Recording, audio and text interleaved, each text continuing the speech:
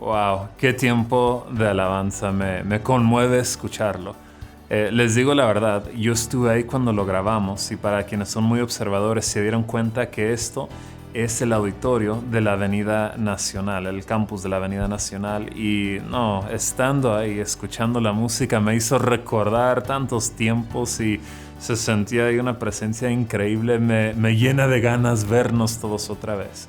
Y mira, no te lo estoy diciendo solo para, no sé, jugar con tu corazón. Te quiero decir, mira, pon atención a las redes de la iglesia, Facebook, Instagram, el sitio web, porque pronto les vamos a estar anunciando información acerca de la reapertura de reuniones presenciales. Estamos ya dando pasos, esperamos vernos ahí pronto y seguir cantando de esa forma todos juntos. Ahora, yo espero que ahí estén emocionadísimos, ¿verdad? Pero antes de emocionarnos y antes de que vayas a Facebook para checar la información, te quiero retar. Mira, primero prepara tu corazón porque tenemos el día de hoy un invitado increíble. El día de hoy tenemos al pastor Jesiah Hansen de Tepic, Nayarit, quien nos trae la palabra de Dios. Alístate porque esto va a estar bueno. Hey, ¿qué tal? Qué gusto estar con ustedes. A pesar de que no estoy ahí en persona, y no nos podemos abrazar y no nos podemos ver, pero gloria a Dios por esta tecnología que nos conecta y que podamos estar juntos de esta manera en tiempos tan difíciles. Estoy tan contento de poder estar con ustedes el día de hoy. Amo tanto la Iglesia Naciones y todo lo que hacen y extrañé tanto su conferencia. Los pastores McNally y todo el equipo.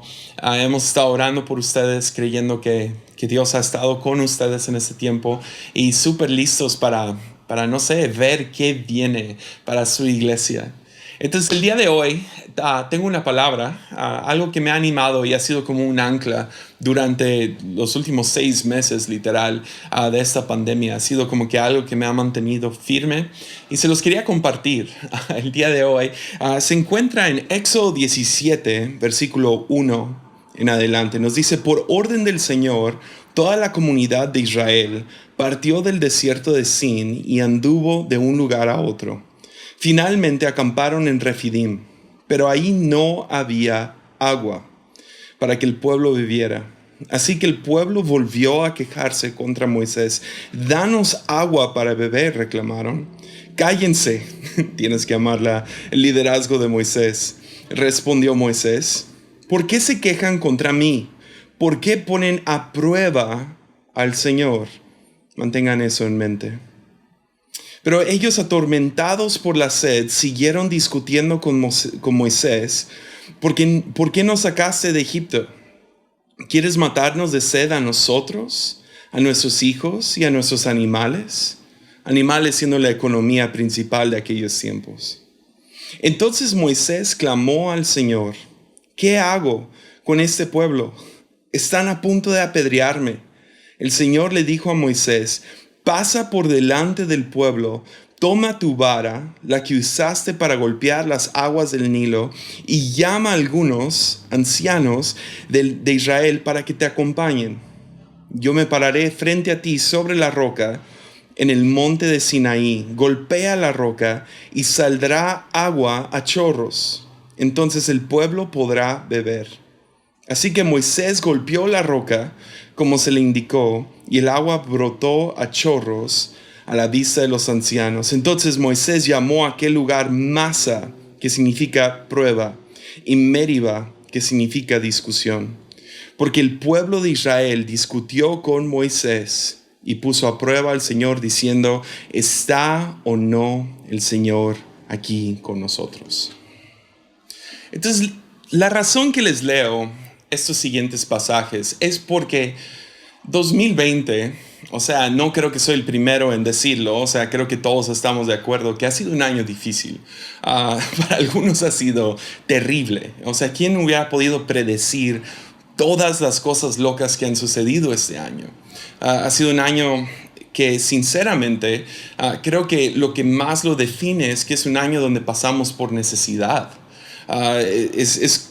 No sé, por eso me siento atraído a este pasaje, porque siento como que que vamos como Israel, nosotros que somos parte de este reino, como que vamos de un lugar a otro, no estamos donde estábamos, pero todavía no llegamos a donde vamos. Y estamos en esta temporada de desierto y de necesidad. Nos encontramos sin agua. Y para diferentes personas son diferentes necesidades, ¿no? O sea, pasamos por necesidades económicas, necesidades de salud, Hay algunos que están pasando por la ausencia de familia y ausencia de esperanza, ausencia de creatividad y futuro y visión. O sea, nos encontramos en necesidad. El problema es que cuando pasamos por necesidad, tomamos esta necesidad o la ausencia de los recursos que necesitamos como evidencia de la ausencia de Dios. Lo tomamos como, ok, si me falta algo, entonces Dios no está. ¿Entiendes? Y esto se vuelve aún más complejo porque si no creemos que Dios está con nosotros, porque tomamos versículos como Salmo 23 que nos dice, el Señor es mi pastor y nada me faltará.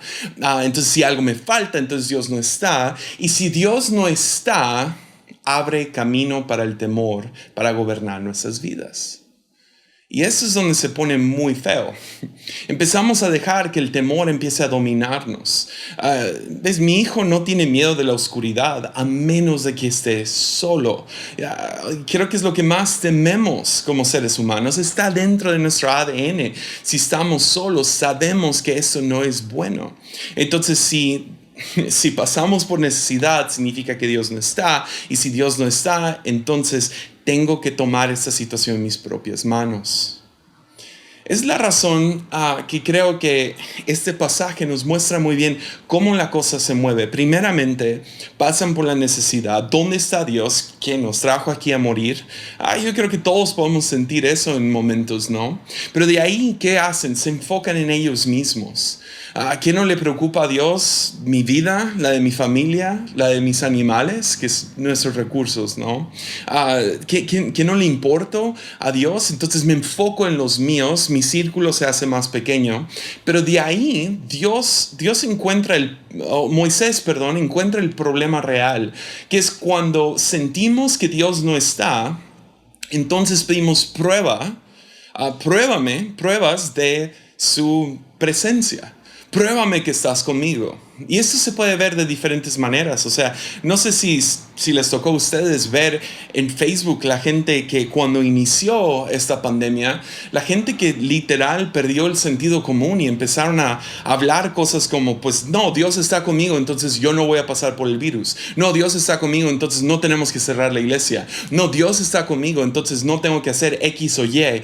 Y empezaron... No se movieron hacia esta, falta de sentido común por fe, se movieron hacia allá por temor. Dios, muéstrame que estás conmigo. Dame pruebas de tu existencia. Pero eso es lo que Satanás tentó a Jesús en la segunda tentación. Esta fue la tentación que Satanás le dio. Fue, salta de este edificio, o sea, rompe todo sentido común y vas a ver cómo los ángeles te atrapan. Pero Jesús captó esto, que no era una movida de fe, no era salta en fe, era salta en temor o prueba que Dios está contigo. Jesús que le contesta, no vas a probar al Señor tu Dios. O sea, si no funciona. Podemos pedir pruebas, pero no exigimos pruebas. ¿Ves? El espíritu de temor y el espíritu de fe son muy distintos cuando estamos tratando con Dios. Y lamentablemente cuando pasamos por necesidad, tomamos eso como evidencia de la ausencia de Dios. Y si sentimos que estamos solos, entonces queremos poner a prueba a Dios. El temor empieza a gobernar nuestras vidas, empieza a gobernar nuestras acciones y nuestras palabras.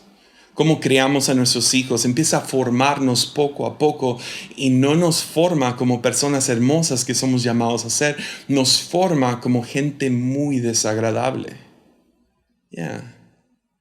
Entonces, si estás tomando notas, te animaría a escribir esto. El temor no es bienvenido, no es una opción bienvenida para el creyente. No, o sea, claro vas a sentir miedo, Todos sentimos miedo. O sea, si cae un trueno afuera de nuestra casa, todos brincamos. O sea, es parte de nuestro instinto, es lo que nos mantiene vivos, tener miedo de obstáculos, sí, ataques que a lo mejor podrían venir. Nos da miedo manejar rápido y eso es bueno. Él nos mantiene vivos. Estoy agradecido que mi hijo tiene un poco de miedo. Si no, se hubiera matado 100 veces. O sea, qué bueno que tenemos miedo, pero no es una opción bienvenida y no debería de formar nuestras vidas. Ya. Porque la realidad es que aunque pasemos por temporadas de necesidad, eso no significa que Dios es ausente. Ya. O sea, toman por ejemplo, o sea, a lo mejor sí dijeron, sí es cierto, Salmos 23:1 dice, Jehová es mi pastor y nada me faltará, pero si 3 versículos abajo, en el versículo 4 dice, aunque pase por el valle del valle de la sombra de muerte, no temeré. ¿Por qué? Porque estás conmigo. O sea, ahora sabemos, podemos leer esto que pasó hace miles de años y podemos leerlo y decir, ay, Dios ahí estaba, Dios estaba con ellos, ¿por qué tendrían miedo? Sin embargo, caemos en la misma trampa vez tras vez, tú y yo. O sea, también nos da miedo. Pasamos por ausencia y terminamos dejando que eso sea nuestro testimonio. El temor termina formando nuestras vidas y terminamos siendo gente muy desagradable. Entonces, ¿cuál es nuestro llamado? Como seres humanos, como creyentes, como parte de este reino de los cielos, ¿cuál es nuestro llamado? Pues en la historia de Israel encontramos que Jeremías entra muchos años después de que Israel llegó a tener un reino enorme y muy famoso y rico y próspero. Después son gobernados o son dominados por un imperio opositor llamado Babilonia, que llega y trata de conquistan a Israel y matan a la mayoría y se llevan a los que quedan como los llevan como exiliados al pueblo de Babilonia. Y cuando llegan, Israel llega con toda la calma de que no, Dios está con nosotros, entonces nada malo nos va a pasar, entonces vamos a regresar a nuestra tierra. No se preocupen, lo mejor está por venir, ¿no? Esa es como que la idea. Y Jeremías se levanta y pueden ver por qué Jeremías no es muy popular. Llega y en el capítulo 29 de Jeremías vemos que da su famoso, el famoso versículo Jeremías 29:11. Que dice, tengo planes para ustedes, planes de bien, planes de prosperidad para darles futuro y darles esperanza. Pero lo que a veces cuando leemos esto nos brincamos lo que originalmente se dijo, que fue que Jeremías se levantó cuando están en una posición que no les gusta, están como exiliados, son extraños en tierra extraña, son ciudadanos de segunda clase, pero Jeremías les dice, así dice el Señor, van a ser 70 años. Entonces, edifiquen casas, tengan hijos, que sus hijos tengan hijos, planten huertos y atiéndenlos, porque esto va a ser un poco más tiempo de lo que esperan. Imagínate que nos dijeran mañana que esto de la quédate en casa y la pandemia va a ser 70 años. No, o sea, yo no estaría feliz. Pero lo que siempre estamos buscando es la paz y prosperidad y bienestar de los que nos rodean, de nuestras ciudades, de donde estamos. Y eso es lo que termina diciendo Jeremías, o Dios a través de Jeremías, es, su paz, su bienestar, se encuentra cuando buscan la paz y bienestar de la ciudad donde los envié. Busquen la paz, busquen el bienestar de Babilonia y así van a encontrar su bienestar. Entonces, ¿cuál es nuestro llamado? Pues nuestro llamado no es, Dios, pruébame que estás conmigo, que yo soy parte de tu equipo, que nada malo me va a pasar. No, nuestro llamado es buscar la paz y bienestar de nuestra ciudad. Porque ese es el chiste, es buscar el bien de los demás. Y no podemos hacer eso si estamos viviendo en temor. El temor nos lleva a enfocarnos en nosotros. El amor nos lleva a buscar el bienestar de otros. ¿Ven dónde la cosa empieza a girar? Nuestro llamado es amar, ser embajadores de amor, de paz, de bienestar para otros. Entonces cuando inició esto de la pandemia, leí 2, 3 libros acerca de pandemias y todo eso. Y leí varias historias de terror, especialmente en un libro, donde el libro es básicamente historia tras historia de cómo sucedieron pandemias y son como que resúmenes de lo que sucedió con la plaga negra, la plaga bubónica, la influenza española.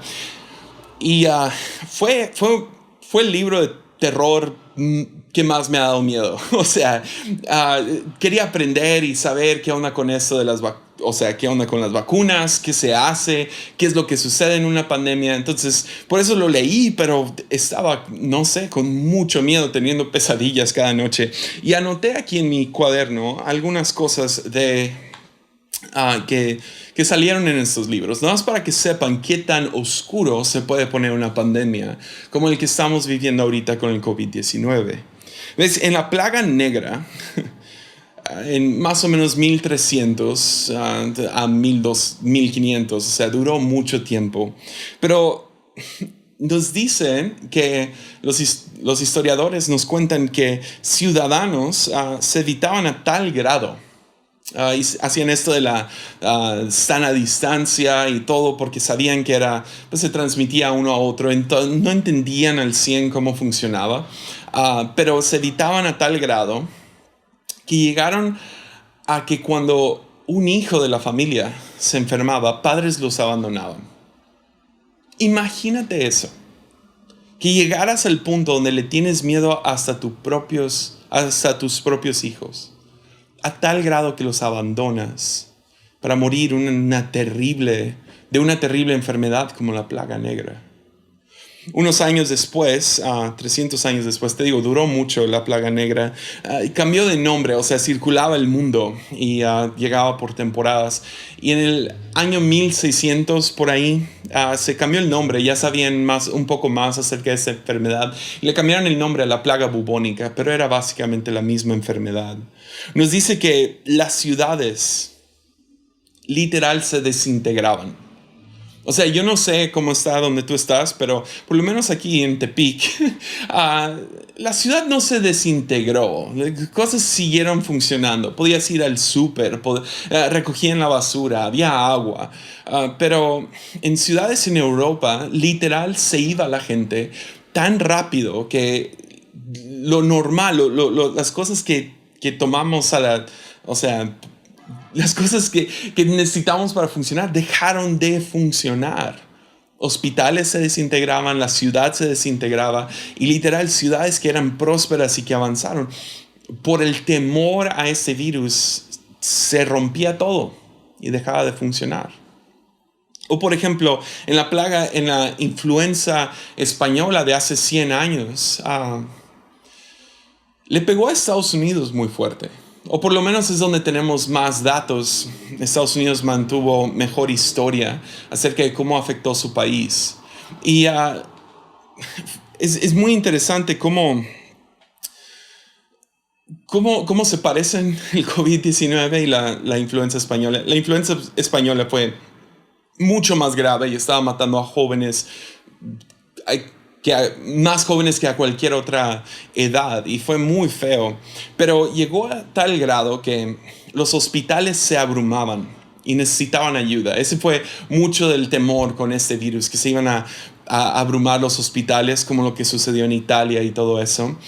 Pero se abrumaron los hospitales y necesitaban cualquier tipo de ayuda. No les importaba que fueras médico o no. O sea, necesitaban gente que viniera a cambiar las sábanas y que dieran de comer a los enfermos, que cuidaran, que sacaran la basura, lo que sea, porque los doctores estaban abrumadísimos. Entonces hicieron una gran campaña por todas las ciudades más infectadas, de que quien pudiera que viniera a ayudar al hospital. Pues cayeron estas peticiones sobre oídos sordos y nadie llegó. Nadie fue, nadie respondió. A lo mejor 2 o 3, pero ningún impacto se hizo. Porque gente tenía miedo. Escuchabas cosas como con la plaga negra otra vez, que literal la próxima generación después no sabían qué significaba la palabra compasión. Imagínate. No sé tú, pero estas cosas me dan más miedo que el virus mismo. Que como sociedad la cosa se rompiera, que cada quien por ellos y por los suyos. Y literal, estaba leyendo estas historias pensando en todo el daño colateral alrededor de COVID-19 y todo lo que podría implicar. Y me empezó a romper el corazón diciendo, no, espero que esto no suceda en mi ciudad, que no suceda en mi país, que no suceda aquí. Y espero que no suceda donde tú estás. Estaba leyendo este libro y de la nada, en medio de este libro, no sé, yo creo, no era un libro cristiano, pero creo que Dios inspiró a la autora a meter este pequeño detalle de luz. En 1878 hubo una endemia de fiebre amarilla en Estados Unidos cerca del río Mississippi. Una ciudad grande que estaba ahí. Terminó sucediendo lo mismo, donde no sabían que venía del zancudo, esta fiebre amarilla, y no sabían que venía de estar en ese lugar húmedo. Lo único que sabían es que si se iban a un lugar más árido, no había nadie infectándose de esto lejos, y que no era, más o menos entendían que no era transmisible de humano a humano. Entonces la ciudad llegó a un punto de colapso y se empezó a desintegrar, muy similar a lo que vimos con la influenza. Y gente se salió de ahí, se fueron lo más lejos posible. Y entonces creo que reportaron más o menos 60-70% de la ciudad se fue de inmediato. Y la Iglesia Católica llamó a todo su clero que se saliera de ahí. Dijeron, sálganse, vénganse a otras ciudades un poco más seguras. Pero se terminaron quedando 38 monjas. Y esas 38 monjas se quedaron no porque eran médicos, no eran enfermeras. Lo único que sabían hacer era cuidar un poco la fiebre y poner trapos mojados, darles de comer a los enfermos, hacer mandados para aquellos que no podían salir de casa. Y se quedaron a servir a su ciudad. Todo el mundo les dijo, se van a morir de esto, les va a ir mal, no se queden. Y terminaron quedándose. Pues todas, 38 de 38, terminaron muriendo de esta enfermedad. Yo sé que el final es triste. Hubiera sido mucho más de Hollywood que hubieran sobrevivido y hubieran salido de esto. Pero, ¿qué lleva a un ser humano a dar su vida? No para salvar la vida de alguien más, sino para simplemente aliviar el dolor de alguien que está sufriendo. ¿Es el temor o es el amor? ¿Es preocuparte por ti o buscar el bienestar de otros? ¿Es el temor te lleva a ser como estos israelitas, enfocándose en ellos y dudando de la presencia de Dios? Pero yo creo que la antítesis de esto sería una mujer en Juan 4, que fue para agarrar agua de un pozo. Y cuando fue, se encontró con Jesús. Jesús le pide agua, le dice, ¿me das agua? Y ella dice, ¿por qué me pides agua a mí? Y Jesús le contesta, si supieras quién soy, me pedirías agua a mí. Y ella dice, ¿por qué? Dice, porque del agua que yo tengo, si lo tomas, nunca te vuelve a dar sed. No sé por qué, pero los veo como el contraste.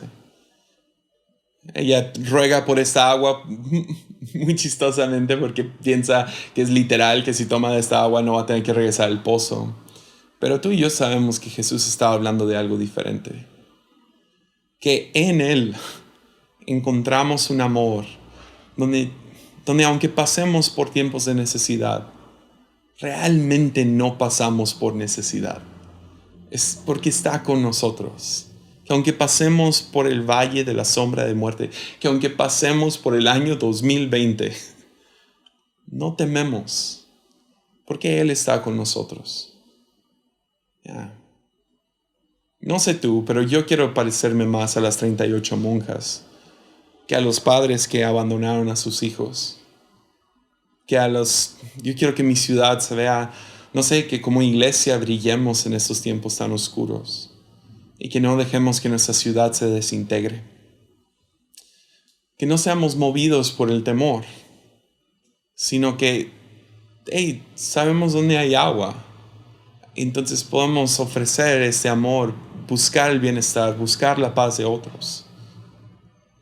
Entonces todo esto para llegar a esta conclusión. Yo creo que tú y yo podemos estar de acuerdo de que, aunque Israel pasó por el desierto y llegaron a un lugar sin agua, que Dios no los iba a abandonar. Ahora que estamos removidos de la historia, ¿crees que Dios los hubiera sacado de Egipto para llevarlos al desierto y que se mueran? No, eran sus hijos, iba a cuidar de ellos, claro. Dios iba a proveer.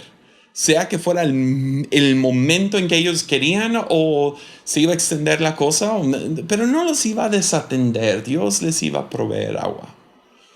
Y lo que yo sé viendo esta historia, he estado removido de tu historia. No estoy diciendo que yo no lucho con estos temores, pero yo puedo mirar tu vida y con fe decir, Dios te va a proveer. Te va a proveer el dinero que necesitas, te va a proveer la salud, te va a proveer todo lo que tú necesitas durante esta temporada.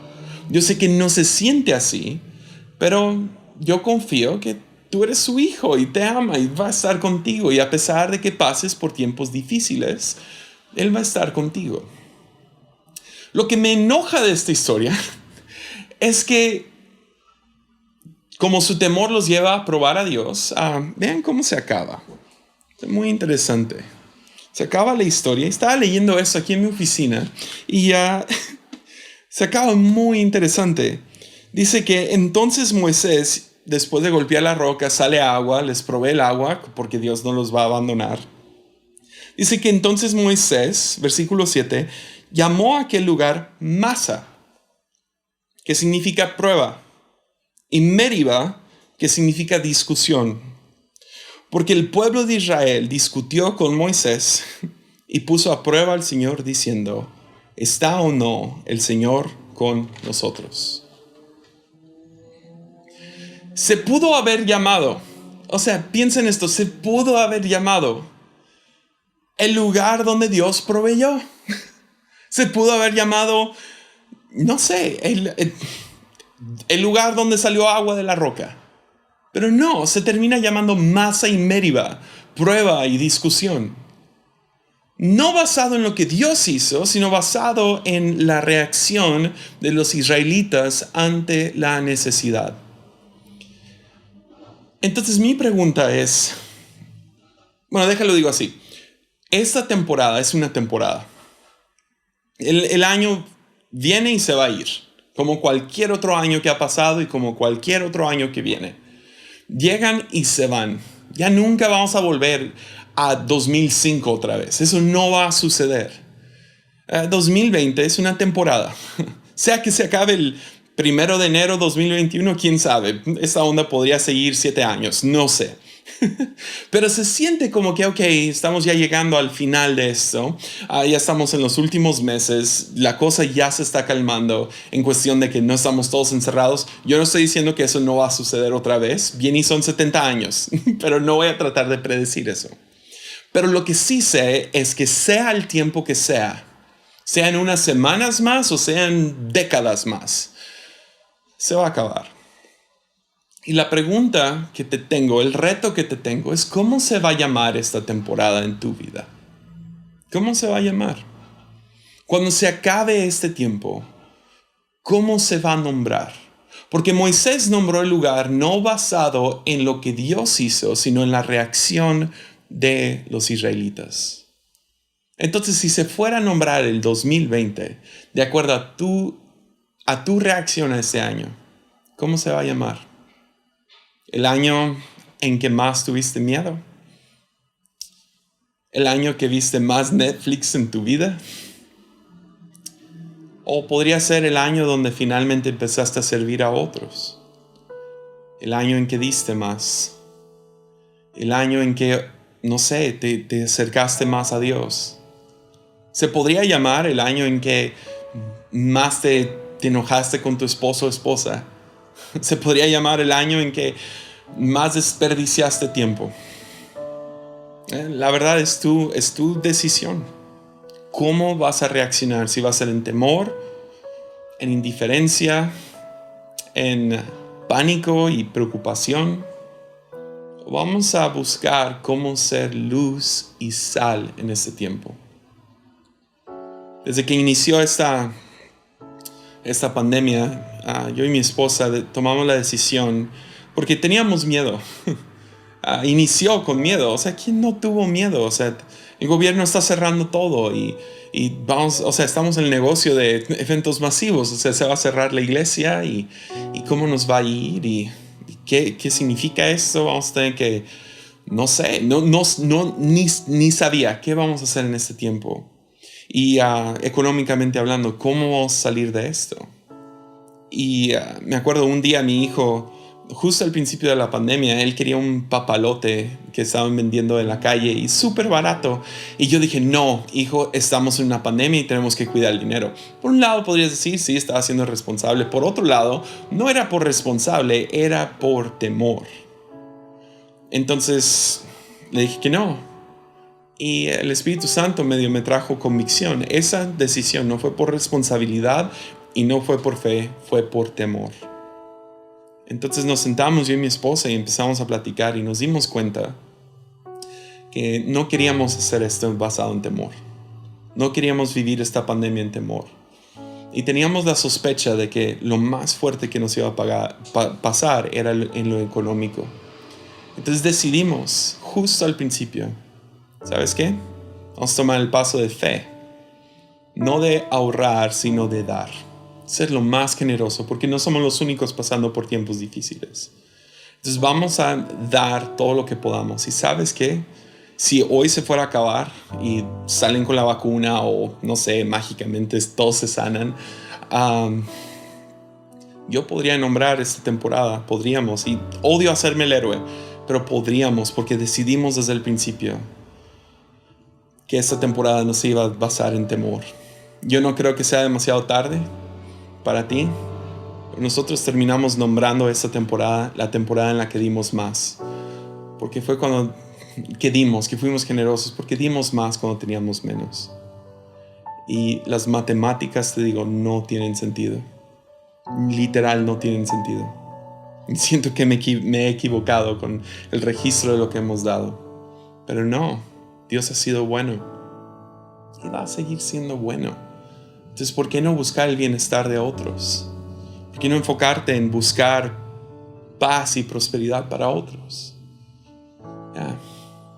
Entonces, ese es el reto. ¿Cómo vas a nombrar esta temporada? Saliendo de esto y entrando a una nueva. Yo no creo que sea demasiado tarde. Yo creo que puedes de una vez, que no se llame Masa y Meriba, sino que te arrepientes el día de hoy. Y si estabas nombrando esto otra cosa, tu reacción estaba muy mal, te puedes arrepentir hoy y dar gracias y buscar el bienestar de otros. Sea como se vea. No tenemos que hacer lo mismo todos, qué aburrido. Pero podemos buscar cómo hacerlo. A cada quien. Y nombrar esta temporada algo que digamos, pasé por ese valle de sombra de muerte llamado 2020. Y supe que Dios estaba conmigo.